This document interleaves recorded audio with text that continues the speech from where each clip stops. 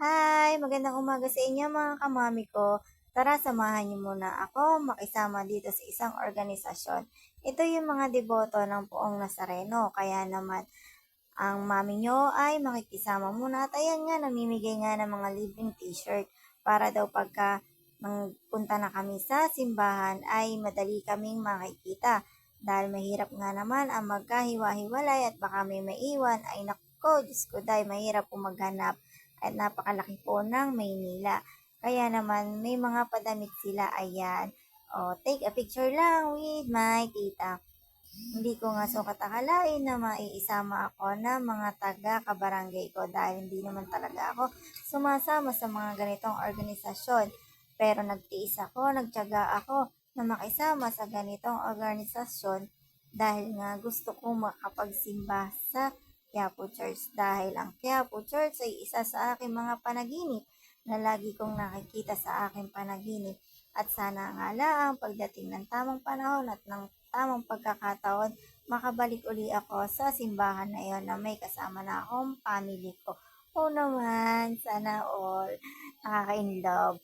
Ayan, at nandito na nga kami sa Maynila kung saan dito pala nag-shooting si Tanggol.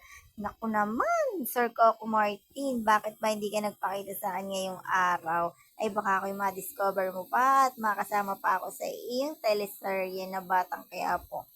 Ayan, dito nga pala yung harap ng simbahan ng Quiapo. Oh, grabe, napakaraming tao. Hindi yata maganda mayaw, maya't maya may mga dumarating na mga deboto. Alam niyo ba mga kamami ko, nakakamangha talaga itong simbahan na ito. Sa panaginip ko lang nakikita, pero ngayon nakita ko na sa personal. Talaga palang napakalaki nitong lugar na ito. Hindi mo sukat akalain na yung mga deboto ay magtsatsaga at magtitiis sa gitna ng sikat ng araw para lang talaga sila makapagsimpa dito sa simbahan na to. Tingnan nyo mga kamami ko, wala man lang ka bubong-bubong dyan sa labas. Talagang magtitiis ka pumila. Kaya naman ako ay pupunta na sa simbahan para lang magsimba kahit nakakaramdam na ako ng gutom. Tiis ganda lang para lang makapasok ako ng simbahan. Dahil gusto ko talaga makita yung loob ng simbahan ng Quiapo. Kasi sa panaginip ko lang siya nakikita. Kaya ngayon, tototohanin ko na na makita ko ang loob ng simbahan.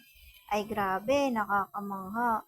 Ayan o, tila yata malulula ako sa laki at lawak ng lugar na ito. Napakarami nagsisimba.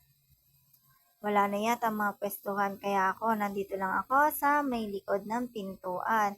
Dito lang ako lagi pumupwesto kahit saan simbahan. Talagang dito lang ako sa likod ng may pintuan para madali ako makalabas. Baka kasi may inaantay ako. Oh my God! Ayan, at ang mga tao, nag-iintay sila ng blessing na mabendisyonan sila ni Father.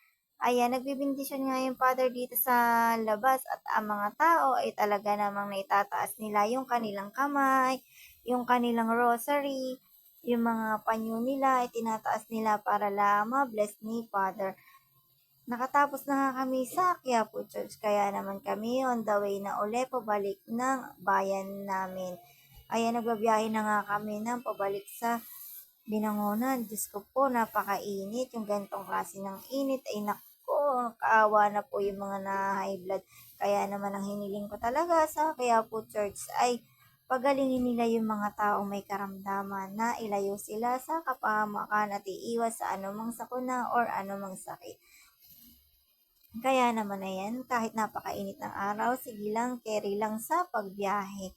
Tingnan nyo, maigi nga ngayon, walang traffic. Dahil Diyos ko po, pag napaka-traffic, naku, baka tinapa na ang abot namin sa sobrang init. Ay wala pa namang kulubong yung sinakyan namin, kaya kanya-kanya kami nang gawa ng paraan kung paano kami mapapailaliman ng lilom.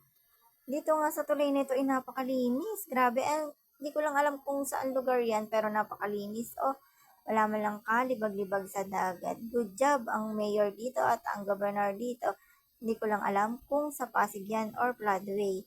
Pero alam ko, baybayin yan dyan. At eto nga pala yung bata dun sa Quiapo. Nagulat ako, akala ko bata talaga, yung pala ay estatwa. Kaya naman ang mga aking kumarites ay ayan, todo picture na dahil nakatapos na nga kami ng misa. At sana nga lang sa susunod na excursion at pagsisimba rito ay makasama uli ako dahil hindi lang nakakaluag ng damdamin ang pagsisimba, nakakawala rin talaga ng stress. Sabi nga, idinudulog mo kay Lord lahat ng mga hinaing mo sa buhay. At hanggang dito na lang. Maraming salamat. God bless everyone.